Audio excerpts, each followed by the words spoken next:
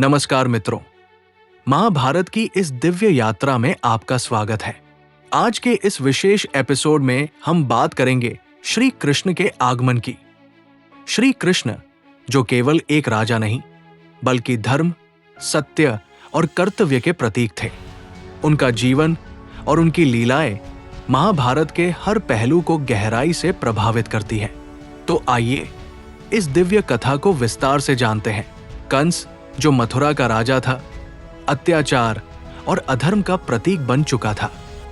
एक भविष्यवाणी ने उसे भयभीत कर दिया था कि उसकी मृत्यु उसकी बहन देवकी के 8वें पुत्र के हाथों होगी। इस भय के कारण उसने देवकी और वासुदेव को कारागार में डाल दिया। लेकिन जब समय आया तो भगवान विष्णु ने अपने 8वें अवतार के रूप में जन्म लिया।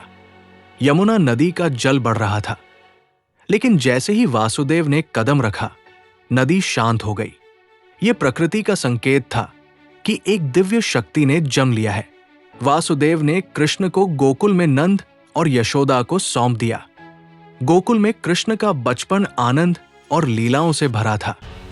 उनकी बाल लीलाएं जैसे मक्खन चोरी और गोपियों के साथ ठिठोली सभी को प्रसन्न करती थी। लेकिन उनका जीवन केवल खेलकूद तक सीमित नहीं था। उन्होंने अपने बाल्यकाल में ही ये सिद्ध कर दिया कि वे केवल एक बालक नहीं बल्कि ईश्वर का अवतार है। जब इंद्र ने गोकुल पर अपने प्रकोप के रूप में भारी वर्षा भेजी, तब कृष्ण ने गोवर्धन पर्वत उठाकर सभी को आश्रय दिया। ये केवल उनकी शक्ति का प्रदर्शन नहीं था, बल्कि ये सिखाने का एक तरीका था कि अहंकार और अधर्म का नाश करना ही धर्म है। जब कृष्ण और बलराम युवा हुए तो उन्होंने मथुरा लौटकर कंस के अत्याचार को समाप्त करने का निश्चय किया। मल्ल युद्ध में उन्होंने कंस के सेनापतियों को हराया और अंततः कंस का वध किया। यह केवल एक अधर्मी राजा का अंत नहीं था, बल्कि धर्म और सत्य की विजय थी। मथुरा को कंस के अत्याचार से मुक्त करने के बाद कृष्ण ने द्वारका की स्थापना की। ये एक ऐसा नगर था जो समुद्र के किनारे स्थित था और जिसकी भव्यता अद्वितीय थी। कृष्ण ने यादवों के राजा के रूप में न्याय और धर्म के साथ शासन किया। श्री कृष्ण का पांडवों से परिचय उनके वनवास के दौरान हुआ। युधिष्ठिर के धर्म और अर्जुन की वीरता ने कृष्ण को प्रभावित किया। अर्जुन और कृष्ण की मित्रता केवल व्यक्तिगत नहीं थी, बल्कि धर्म की स्थापना के लिए एक दिव्य योजना का हिस्सा थी। ये मित्रता महाभारत के युद्ध में सबसे महत्वपूर्ण साबित हुई। कृष्ण ने अर्जुन को न केवल एक मित्र बल्कि एक मार्गदर्शक और गुरु के रूप में सहायता की।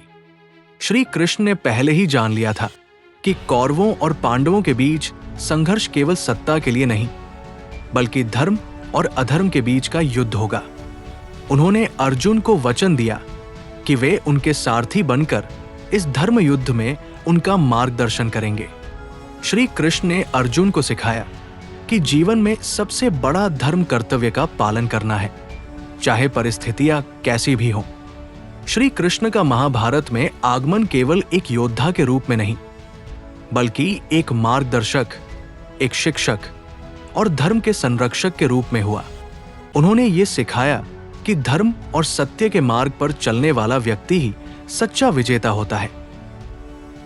अगले एपिसोड में हम जानेंगे द्रौपदी के स्वयंवर की कथा और कैसे वो पांडवों के जीवन का अभिन्न हिस्सा बनी। तब तक के लिए महाभारत की इस अद्भुत यात्रा में हमारे साथ बने रहें। धन्यवाद और नमस्कार।